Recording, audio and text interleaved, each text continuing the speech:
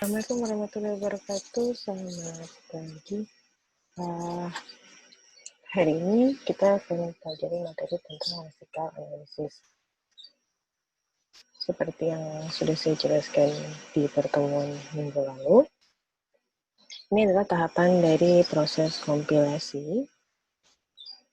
Di sini ada lexical analysis atau penganalisa leksikal, lalu ada penganalisa sintaks, ada penganalisa semantik, yang penyakit kode antara, lalu ada pembentuk kode dan pengoptimal kode. Hari ini kita akan mempelajari tentang tahapan yang pertama ini, yaitu analisa leksikal atau penganalisa leksikal. Oke, sebelum berbicara tentang apa itu analisa leksikal atau itu lexical analyzer, kita harus memahami dulu ada yang disebut dengan bahasa. Jadi kalau ini seperti kita tahu lah, bahasa itu ada contohnya misalkan bahasa Indonesia, bahasa Inggris. Nah, bahasa itu bisa kita sebut sebagai kumpulan dari kalimat. Sedangkan kalimat sendiri itu adalah rangkaian dari kata-kata. Ya kan, kalau misalkan ada kalimat saya belajar teknik kompilasi, atau saya belajar teknik. Nah, di sini berarti ada 3 kata, yaitu kata saya, kata belajar, dan juga kata teknik. Rangkaian dari ketiga kata inilah yang kita sebut sebagai kalimat. Kemudian ada namanya kata. Kata ini adalah unit terkecil dari komponen bahasa yang tidak bisa dipisah-pisahkan lagi.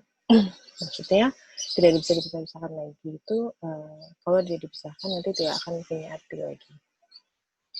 Nah, sama seperti bahasa Indonesia, bahasa Inggris maupun bahasa-bahasa lainnya, di bahasa pemrograman pun, bahasa pemrograman itu juga punya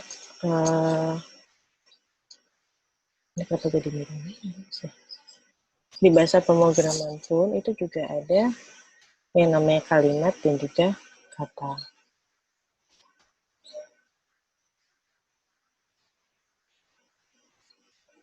Dia mempunyai unsur kalimat dan juga unsur kata.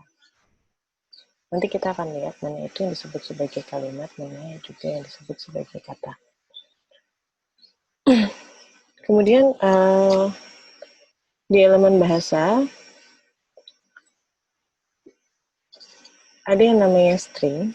String itu adalah daftar karakter dari alfabet, atau bisa kita sebut juga kalau dia punya arti kita bisa sebut sebagai kata. Contohnya di sini adalah string ABC, string CBA, string ABB, string AB, dan sebagainya.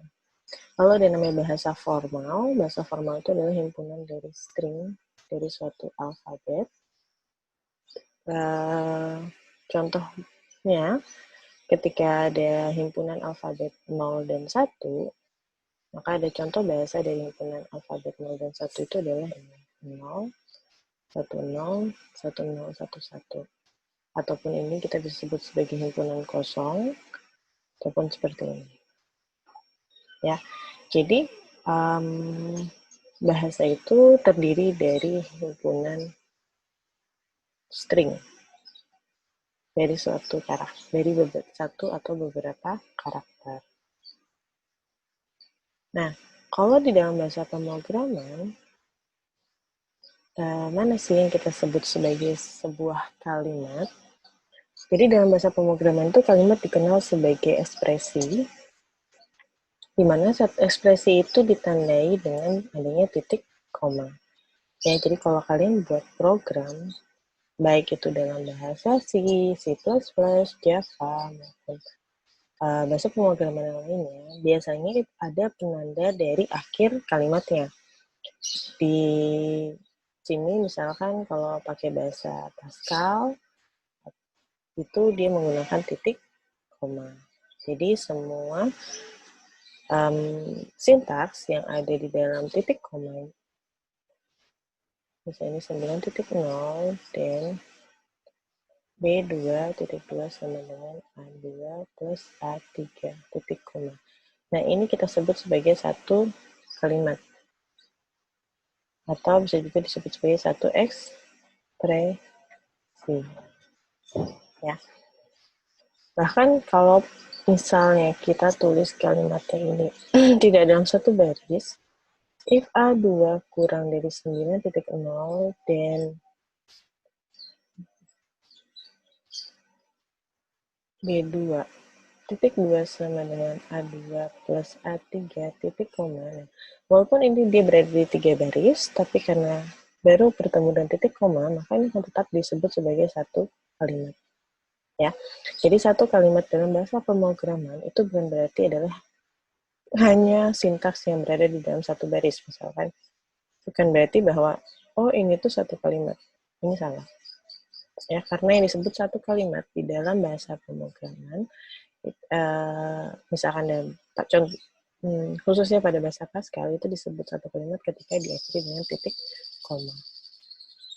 Ya. Nah, sama kalau misalkan pakai bahasa C++, misalkan kalian pakai bahasa C++, kalian mau misalkan menampilkan, atau misalnya pada bahasa C, kalian mau menampilkan tulisan Hello World ke layar komputer, di situ kalian bisa pakai print F,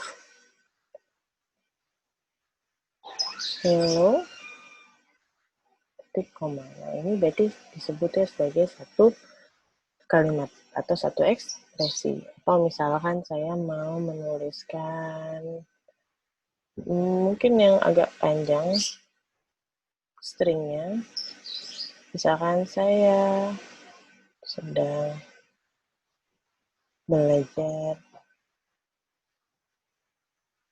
teknik kompilasi.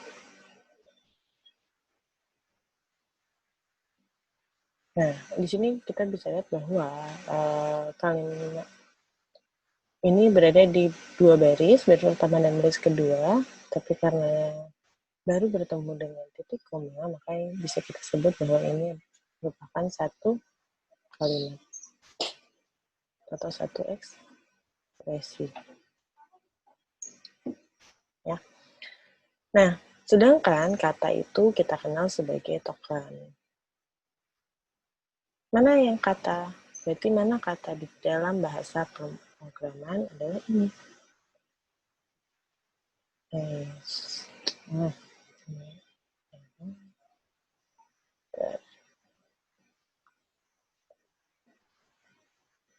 Nggak bagus.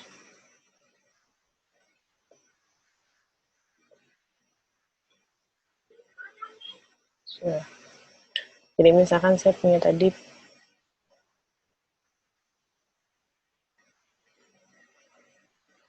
printf hello,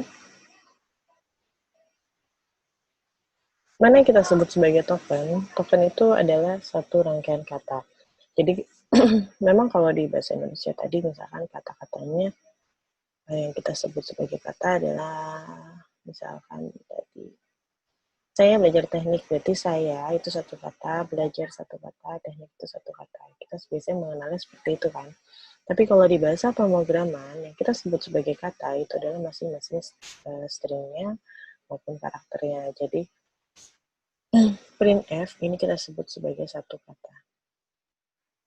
Lalu, tanda kurung buka ini kita sebut sebagai satu kata. Tanda petik awal kita sebut sebagai satu kata. Hello, ini satu kata sendiri. Petik akhir, ini satu kata. Kemudian, kurung tutup satu kata, dan titik koma ini satu kata. Ya.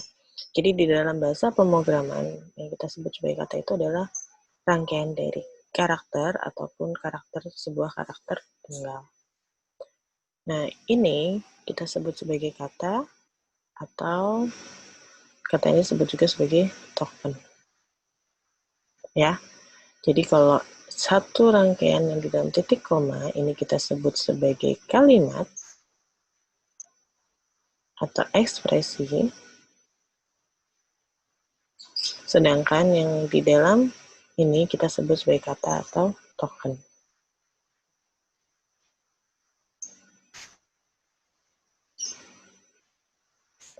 Nah, kemudian apa aja sih aspek perancangan dari sebuah bahasa? Jadi bahasa apapun, baik itu bahasa pemrograman ataupun bahasa yang kita pakai sehari-hari, misalnya bahasa Indonesia, itu sebenarnya punya aspek perancangan bahasa. Ada 3 aspek perancangan bahasa. Yang pertama adalah spesifikasi leksikal, yang kedua adalah spesifikasi sintaks, dan yang ketiga adalah aturan-aturan semantik. Apa itu spesifikasi leksikal? Spesifikasi leksikal itu setiap token itu harus dimulai dengan huruf dan selanjutnya boleh Jadi spesifikasi leksikal itu adalah aturan yang menetapkan bagaimana sebuah kata itu disusun. Ya, jadi kalau kita berbicara spesifikasi leksikal berarti kita masih berbicara bagaimana sebuah kata itu disusun atau dibuat. Contohnya, misalkan ada satu aturan dari sebuah bahasa yang menyatakan bahwa setiap kata itu harus tersusun atas huruf mati dan huruf hidup yang disusun secara bergantian. Ya, itu aturan dari sebuah bahasa. Jadi misalkan saya punya bahasa pertama, saya sebut aja bahasa pertama. Bahasa pertama. Di bahasa pertama ini, aturan untuk pembentukan katanya atau spesifikasi leksikalnya adalah setiap kata harus tersusun atas huruf mati dan huruf hidup yang disusun secara bergantian. Contohnya berarti misalkan huruf mati. Contohnya apa? Misal huruf matinya B, lalu huruf hidupnya A, huruf matinya lagi C, huruf hidupnya A. Nah, ini adalah contoh dari kata yang memenuhi aturan ini.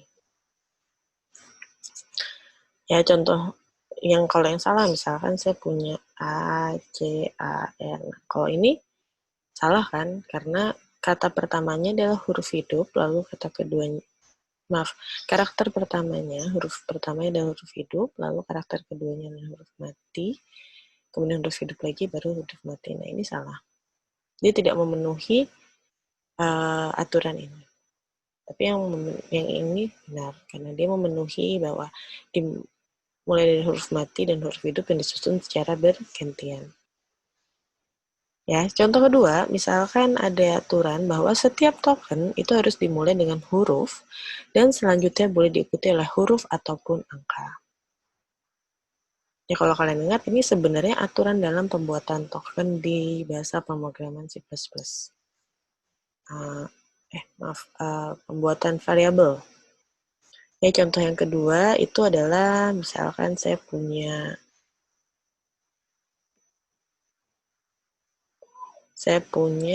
tokennya adalah ini. Nah, ini apakah ini memenuhi aturan tersebut? Ya, kalau kita lihat lagi, aturannya di situ dikatakan bahwa harus dimulai dengan huruf dan selanjutnya boleh diikuti oleh huruf atau angka. Maka ini, karena ini dimulai dengan huruf, lalu dia diikuti oleh huruf yang lainnya, berarti ini bisa memenuhi syarat tersebut. Nah, kalau saya punya seperti ini, apakah ini bisa? Ya, ini juga bisa ya, karena yang penting diawali oleh huruf, lalu diikuti oleh huruf maupun angka. Ini juga boleh. Kemudian kalau saya punya seperti ini, apakah masih memenuhi aturan leksikal ini? Ini tidak memenuhi, karena dia dimulai oleh angka, baru diikuti oleh huruf. Ini salah, karena aturannya adalah setiap token harus dimulai dengan huruf. Ya, jadi spesifikasi leksikal itu digunakan untuk kita bagaimana cara bahasanya itu membentuk kata-kata. Ya. Jadi kalau berbicara spesifikasi leksikal, berarti kita masih berbicara bagaimana cara membuat katanya. Atau di dalam bahasa pemrograman berarti bagaimana cara membuat tokennya. Ya. Nah, ini contohnya kalau misalkan kita membuat nama variabel di dalam bahasa pemrograman, misalkan kita buat suatu program, kemudian kita membuat nama variabelnya, itu biasanya harus dimulai dengan huruf. Ya, ketika kalian membuat program dan di nama variabel itu kalian tuliskan diawali dengan selain huruf, itu biasanya nanti akan muncul error. Ya.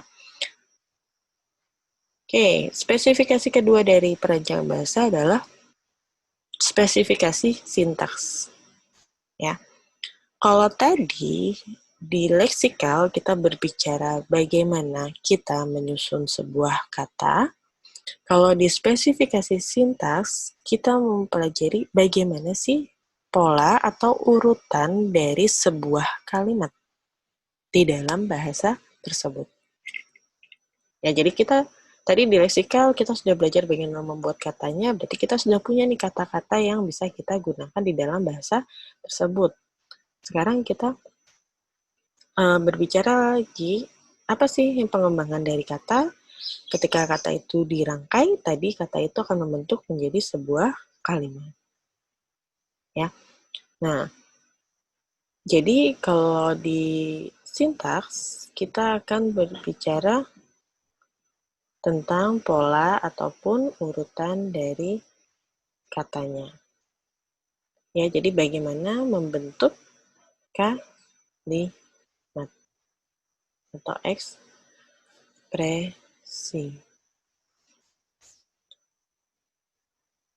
Misal contoh, kalau kita tahu di dalam bahasa Indonesia, untuk membuat kalimat itu ada namanya SPOK kan ya.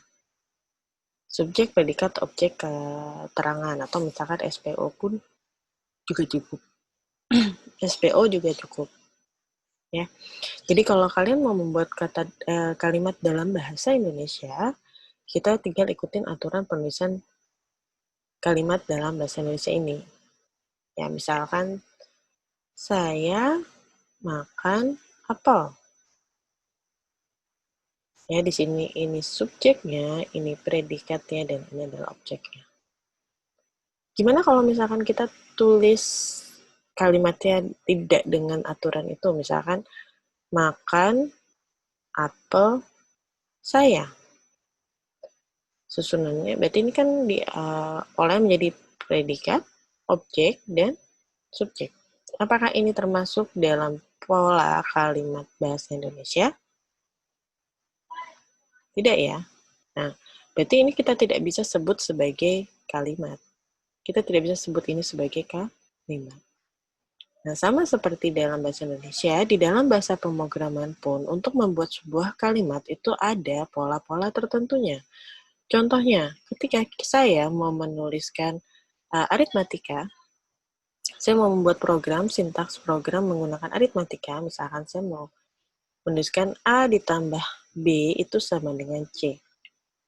Apakah saya bisa menuliskan ini langsung di dalam kode program C++ dengan urutan seperti ini? Ini nggak bisa, ya. Karena di dalam bahasa pemrograman C++, ketika kalian mau menggunakan aritmatika penjumlahan, kalian harus menuliskannya dengan pola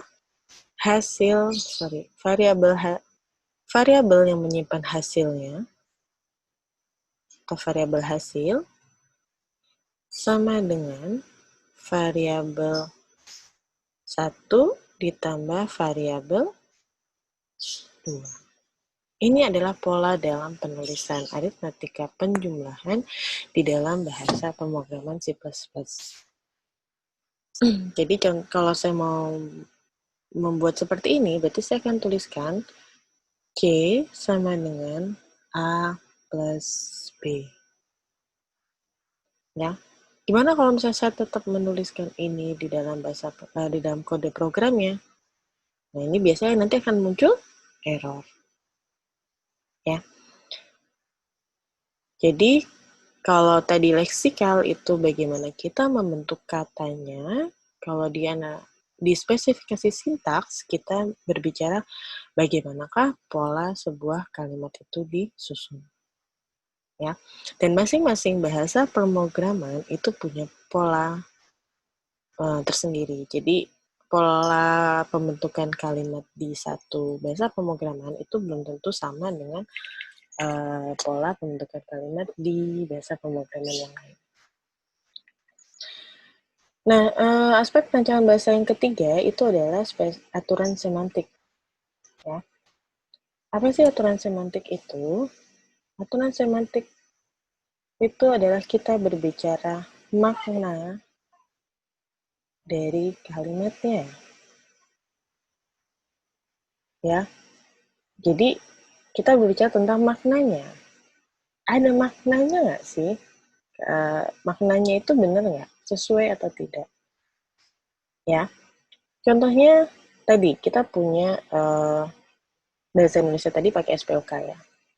Subjek, predikat, kalimat. Ada subjek, ada predikat, ada objek. Untuk membentuk sebuah kalimat. Ada nggak ketentuan yang, subjek itu harus apa? Predikat itu harus kata apa? Objek itu harus kata apa? Ya kan? Yang namanya subjek itu haruslah kata benda yang hidup dan berkaki. Misalkan ada aturannya seperti itu. Predikat itu harus kata kerja. Objek itu adalah kata benda apapun. Ya kan? Contohnya tadi kan saya tulis, saya makan apel. Apakah saya di sini merupakan sebuah kata benda? Ya, saya termasuk kata benda kan? Apakah kata bendanya termasuk kata benda yang hidup dan berkaki? Kalau saya pasti manusia. Nama manusia hidup dan berkaki. Berarti ini benar. Ya. Makan apakah kata kerja? Benar. Objek apakah kata benda? Benar. Ya. Berarti kalimat ini mempunyai makna yang benar. Tapi kalau saya tulisnya seperti ini, apel makan saya. Apakah apel ini termasuk kata benda? Ya, apel termasuk kata benda kan? Tapi apakah apel itu hidup dan berkaki? Tidak. Apel itu termasuk kata benda yang mati. Jadi, ini tidak mempunyai makna. Walaupun makannya benar, sayangnya benar, tapi kalimat ini tidak mempunyai makna yang dicari atau yang sebenarnya. Ya, jadi bisa saja ini SPOK-nya misalkan benar nih, subjek, predikat, objek, tapi maknanya ini tidak benar. Ya, jadi aspek terakhir dari perancangan bahasa itu adalah kita berbicara apa sih makna dari kalimat tersebut. Nah, di bahasa pemrograman pun setiap kalimat itu juga harus punya maknanya dan harus dicek kebenarannya apakah maknanya itu sesuai atau tidak. Contohnya, misalkan tadi masih yang aritmatika tadi, tapi sekarang kita berbicara tentang operasi perkalian. Jadi seperti kita ketahui bahwa di dalam bahasa pemrograman, ketika kalian membuat kode program, kalian menggunakan operasi aritmatika, maka operasi aritmatika itu hanya bisa dilakukan antara dua operan dengan tipe yang sama. Ya, yang namanya operasi aritmatika itu hanya bisa menggunakan tipe data, bisa integer, ataupun float, ataupun double float, atau double. Ya. Apakah di dalam operasi aritmatika kita bisa pakai tipe data char? Ya bisa kan ya? Karena char itu berupa karakter atau string. Nah, contohnya misalkan saya punya integer A, lalu saya punya integer B, saya punya integer C, kemudian saya punya char D. Saya tulis misalkan B sama dengan A plus B. Kalau kita lihat dari sintaksnya, tadi sintaks berarti berbicara pola kalimatnya. Kalau kita berbicara dari sintaks, ini sudah benar kan? Operasi aritmatika itu harus dari variabel hasil, ada variabel hasilnya, lalu ada sama dengan, lalu ada variabel pertama, ada terus, atau tadi kita berbicara karena bicara operasi perkalian, maka di setiap operasi perkalian saja. Nah, di sini variabel karakter kali, lalu ada variabel kedua dan juga ada titik koma. Nah, secara sintaks ini sesuai, secara sintaks ya. Jadi sintaksnya sesuai. Tapi bagaimana kalau kita lihat secara semantiknya? Bagaimana kalau kita lihat dari makna katanya? Ini tipe datanya char. Ini tipe datanya integer, dan ini tipe datanya integer. Apakah bisa integer dikali integer dan disimpan ke dalam variabel bertipe data char? Nah, ini kalau kalian coba buat dengan programnya, pasti nanti akan muncul error. Bisa saja errornya bukan di tampilan layar error, tapi bisa saja nanti hasilnya yang tidak sesuai. Ya. Nah, jadi walaupun secara sintaks ini sesuai, tapi secara semantik ini salah. Ya. Nah, ini adalah aspek-aspek perancangan dari bahasa. Ada spesifikasi leksikal, ada spesifikasi sintaks, dan ada aturan-aturan semantik. Tadi kalau leksikal berarti berbicara bagaimana kita membentuk katanya, lalu kalau spesifikasi sintaks berbicara bagaimana kita membentuk pola kalimatnya, dan aturan semantik itu adalah bagaimana kita melihat makna dari setiap kalimat.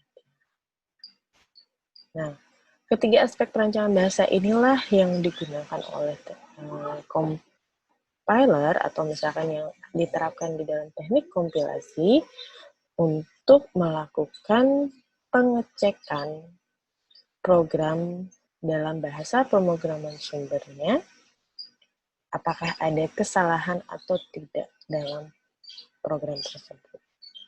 Ya. Oke, nah sekarang baru kita masuk ke apa sih analisis leksikal atau apa sih analyzer itu atau scanner tersebut. Bentar.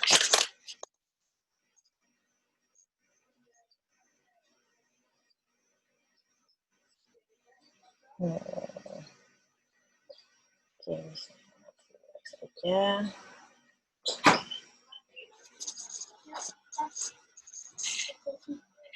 Suruh bikin.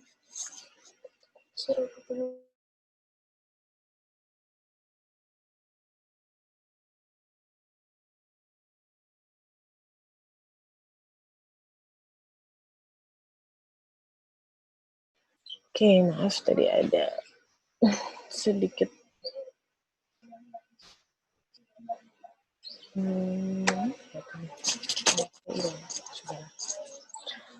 Oke, sekarang kita bicara apa itu lexical analyzer atau scanner. Ya, tadi kita sudah berbicara bahwa spesifikasi leksikal berarti kita berbicara tentang katanya. Jadi di lexical analyzer ini adalah kita melakukan lexical analyzer itu melakukan scan pada string masukan. Di mana apa sih yang dilakukan? Scanning pada string masukan itu maksudnya apa? Jadi di lexical analyzer, dia akan membaca tiap simbol atau karakter dan memprosesnya secara benar. Sehingga terkadang lexical analyzer ini kita sebut juga lexical scanner.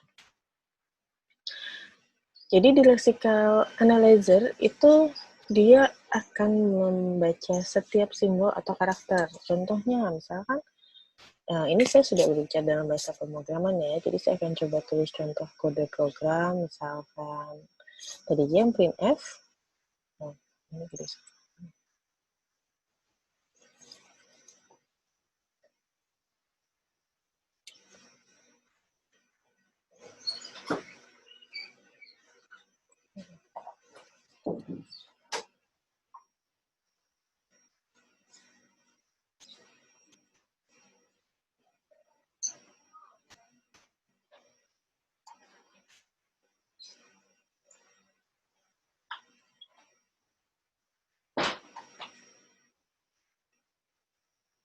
Oke, contohnya misalkan saya punya ini banget.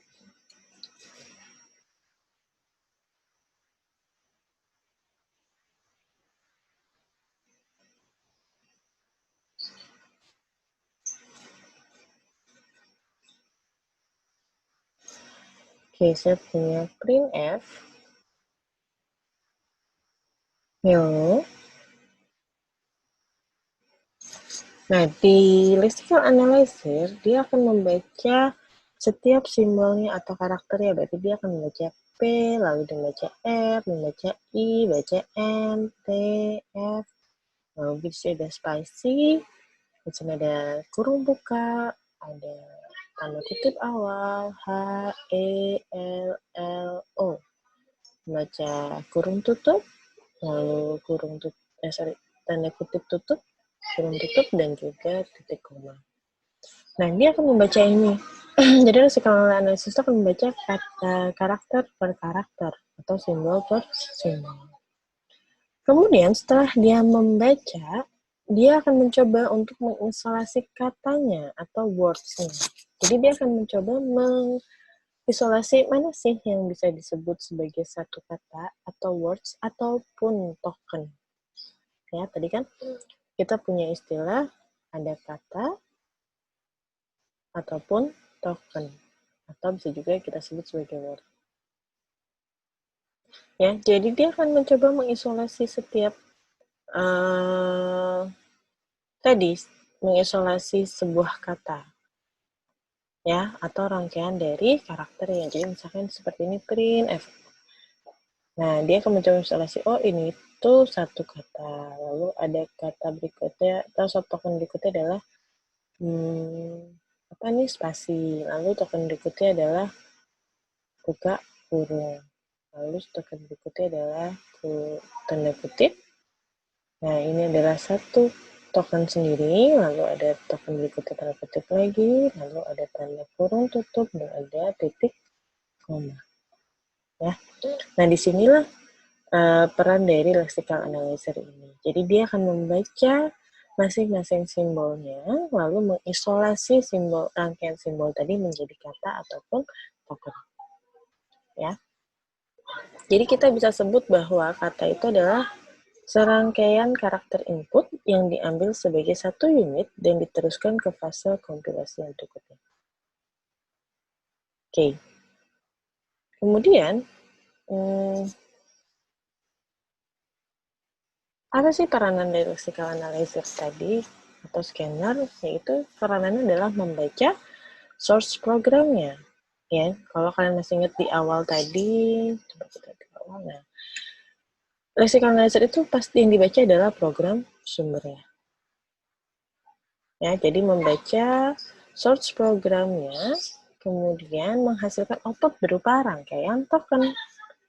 Ya, jadi tadi source programnya masuk ke dalam lexical analyzer dan outputnya adalah rangkaian token. Yang nantinya rangkaian token ini akan diberikan ke tahapan berikutnya, yaitu analisis sintaks atau kadang disebut juga sebagai parser. Ya. Di dalam program compilernya, masih ingat ya, kalau compiler itu adalah sebuah program yang membaca program yang lainnya. Nah, di dalam program compilernya, scanner itu bisa diimplementasikan dalam bentuk subroutine dari program parser. Nah, jadi tadi ketika saya punya input seperti ini, saya coba ulang penulisannya, ini inputnya adalah sebuah sintaks program printf. Ini saya pakai bahasa C ya.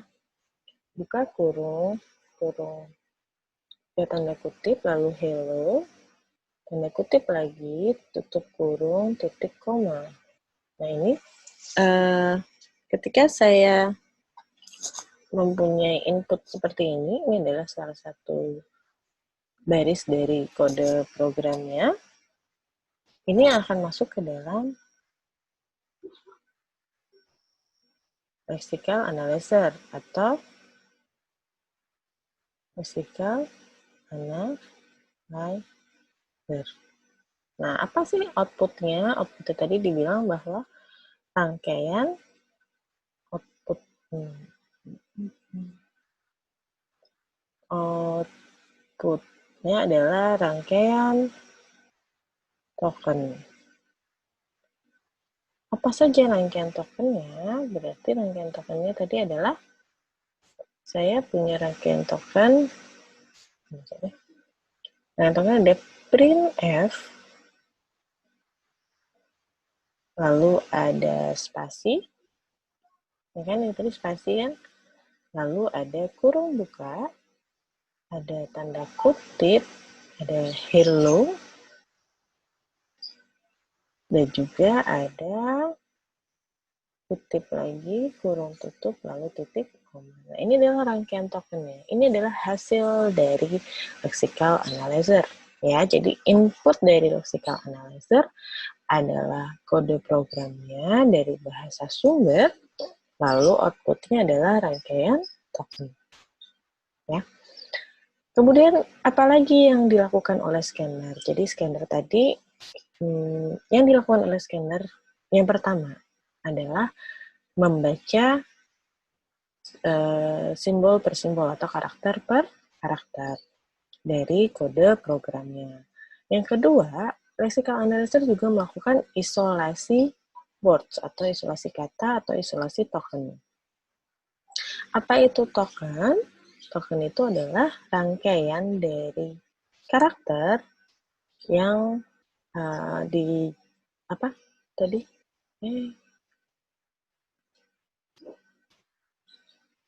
Rangkaian dari karakter yang diambil sebagai satu unit. Itu adalah token. Lalu, tadi udah tugas pertama scanner tadi adalah membaca karakter per karakter, tugas kedua adalah mengisolasi kata, tugas ketiga dari lexical analyzer atau scanner itu adalah membuang komen dan white space.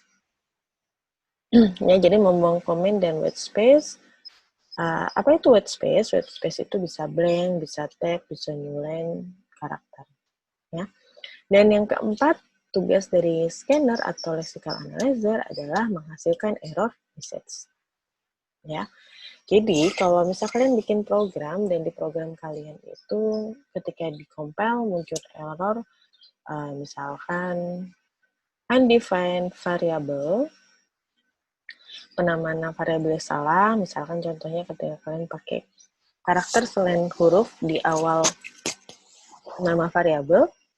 Nah, yang menemukan error itu adalah lexical analyzer atau scanner. Ya.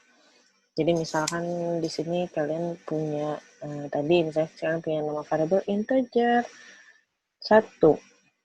Nah, ini biasanya akan muncul error nih di dalam ketika kalian melakukan compile programnya. Yang menemukan error ini itu adalah lexical analyzer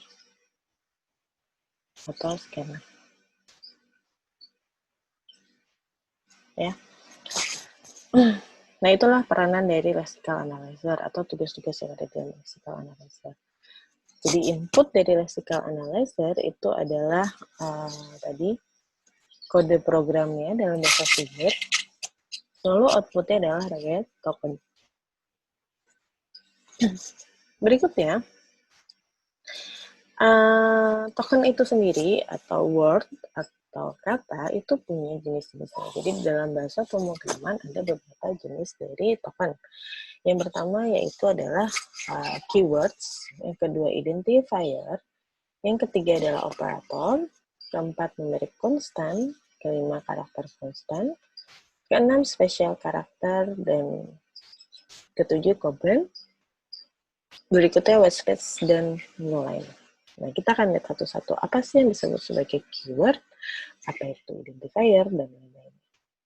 Ya, pertama kita pakai, yang pertama kita lihat adalah keyword. Apa sih keywords itu? Contohnya di sini keywords itu while, if, else, for. Jadi keyword, jenis kata keyword itu adalah apa ya, kalau mungkin kalian kenal sintaks-sintaks dari programnya. Jadi beberapa kata yang memang sudah di-reserve oleh bahasa pemrogramannya. Contohnya, while, if, else, for tadi. Ya, jadi kita tidak perlu mendefinisikan while, if, else, atau for seperti kita mendefinisikan variabel. Ya, kayak ini kalau saya punya variabel, saya harus definisikan dulu nama variabel ya, biasanya seperti itu ya. Nah, kalau di keywords, kita tidak perlu mendefinisikan lagi. Karena keywords itu sudah ada. Sudah dibuat oleh pembuat bahasa pemrograman ini. Ya, jadi sering juga keywords itu disebut sebagai reserved word. Dan kata-kata itu tidak bisa kita gunakan untuk menjadi nama variabel. Ya, jadi kita nggak mungkin kan nulis nama variabel, integer, while. Nah, ini biasanya nggak akan bisa nih, ini akan error. Ya, inilah yang disebut sebagai keywords. Nah, kalau misalnya di sini, contoh lainnya adalah si yente. Yente ini adalah keywords. Keywords yang menunjukkan apa? Keywords yang menunjukkan bahwa variabel tersebut mempunyai tipe data integer. Ya. Kemudian jenis word kedua,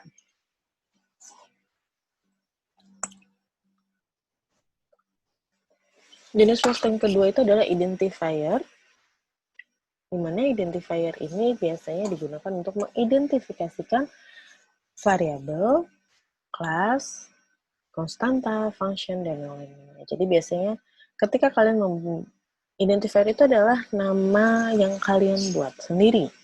Contohnya nama variabel, kalau di OP berarti nama kelas, lalu nama konstanta, nama fungsi, nama subrutin.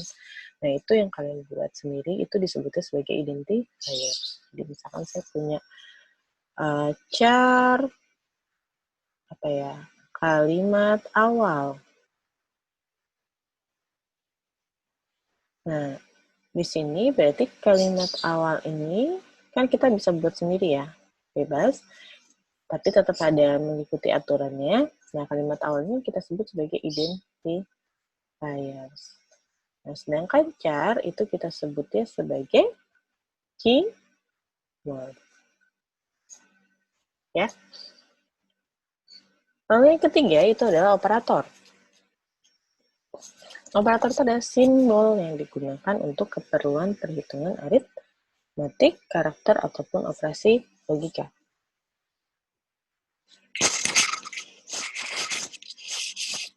Jadi kalau di perhitungan aritmatik itu biasanya kita pakai plus, minus, kali, bagi ya. Jadi kalau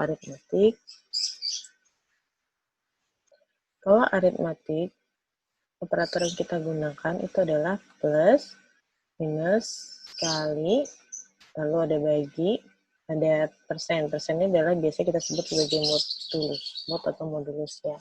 Atau sisa hasil bagi. Lalu, apa sih operator logika? Operator logika itu kalau kalian ingat, itu yang biasa kita pakai di if atau misalkan for. Jadi, operator logika itu seperti sama dengan, tidak sama dengan, terus kurang dari, lebih dari, kurang dari, sama dengan, lebih dari, sama dengan. Nah, ini disebut sebagai operator logika. Lalu yang keempat adalah numerik konstan. Numerik konstan itu adalah jenis kata yang berupa format numerik. Ya, pokoknya berupa angka lah. Mau itu integer maupun float. Lalu yang kelima adalah karakter konstan, yaitu karakter tunggal atau string karakter yang dilengkapi dengan tanda petik. Ya. Jadi kalau karakter konstan itu pokoknya semua yang ada di dalam tanda petik itu kita sebutnya sebagai karakter konstan. Mau dia cuma satu huruf, ataupun misalkan dia A, B, C, D, ataupun lebih panjang lagi. Nah, ini kita sebutnya sebagai karakter konstan. Ya, jadi selama dia ada di dalam tanda petik, itu akan kita sebut sebagai karakter konstan. Lalu yang keenam adalah special karakter. Special karakter itu apa? Special karakter itu adalah karakter yang digunakan sebagai pembatas. Apa aja sih karakter yang digunakan sebagai pembatas? Yang pasti titik, koma. Dari koma ini ada pembatas antar kalimatnya atau antar ekspresinya. Lalu apalagi ada kurung buka. Ada kurung buka. Lalu ada kurung tutup.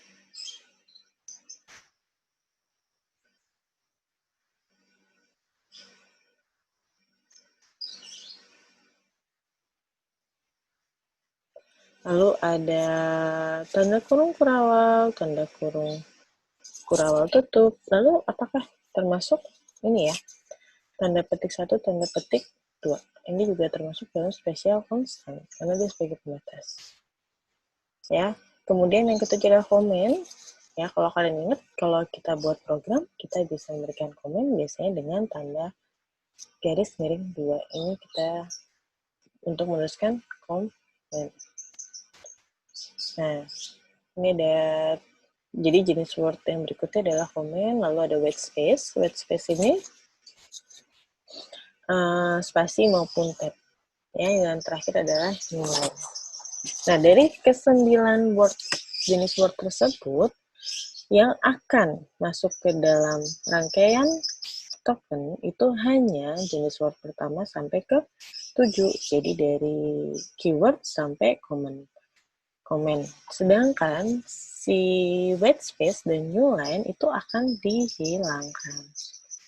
Makanya tadi disebutkan bahwa tugas dari analisis leksikal atau leksikal analyzer itu adalah menghilangkan white space dan juga new line. Jadi white space dan new line ini tidak akan masuk ke dalam rangkaian token. Ini akan hilang. Ya. Oke, itu adalah jenis-jenis dari word. Sekarang kita lihat contohnya. Di sini contohnya ada satu baris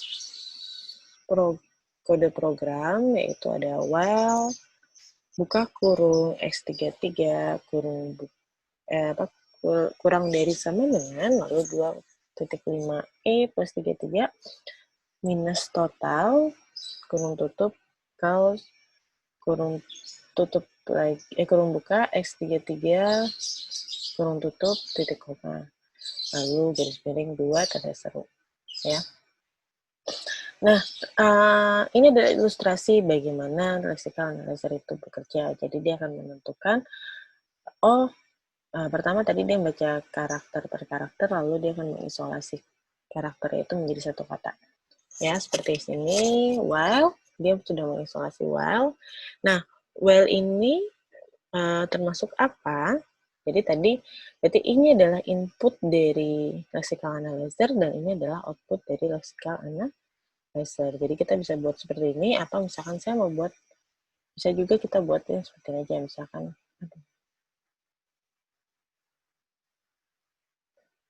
Kita mau buat rangkaian token.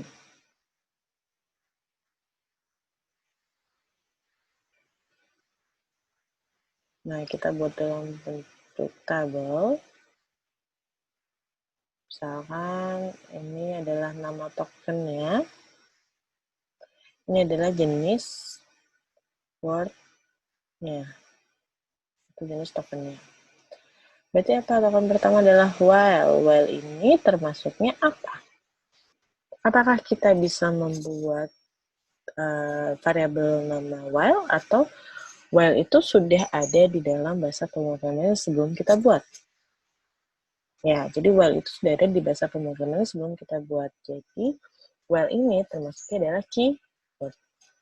Karena itu termasuk keyword, berarti sini saya tuliskan yang ke-1. Ya, maksudnya 1 itu adalah keyword.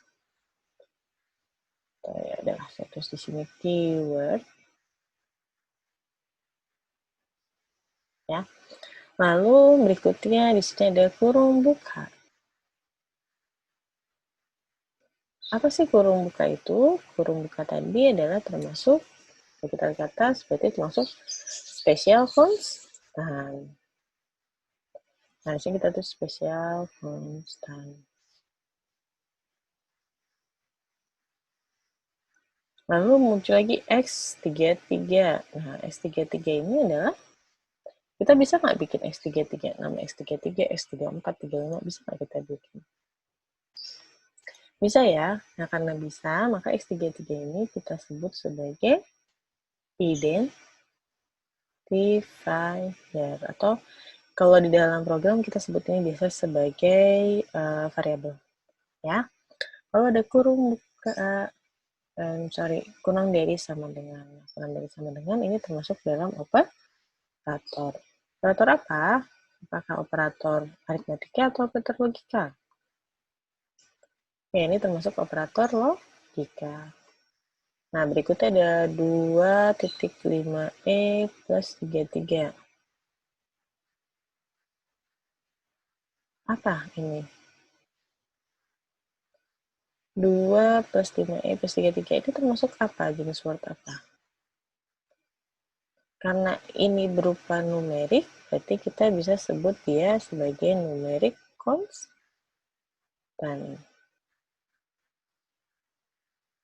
Nah, kalau di sini dia pakai nomor 4, karena di atas tadi numerik konstan itu ada di nomor 4. Ya.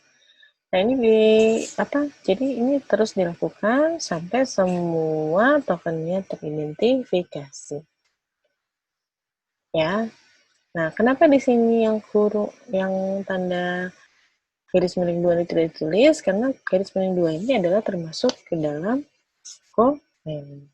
Karena dia tidak masuk rangkaian token, berarti kita tidak perlu tulis di sini. Termasuk di sini mungkin ada spasi. Spasi tadi adalah white space kan, nomor 8. Nah, itu juga kita tidak perlu tuliskan di dalam rangkaian tokennya. Jadi penulis rangkaian token hanya nomor 1 sampai nomor 7. Oke? Nah, inilah hasil dari lexical analyzer. Ya, jadi, wow. Kalau misalnya kita berbicara lexical analyzer, tadi berarti outputnya adalah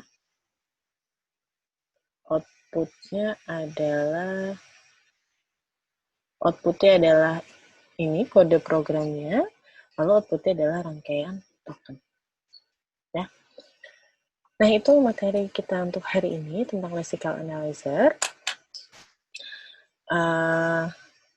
Nanti ada latihan yang perlu kalian kerjakan, jadi silahkan dikerjakan. Di sini ada 3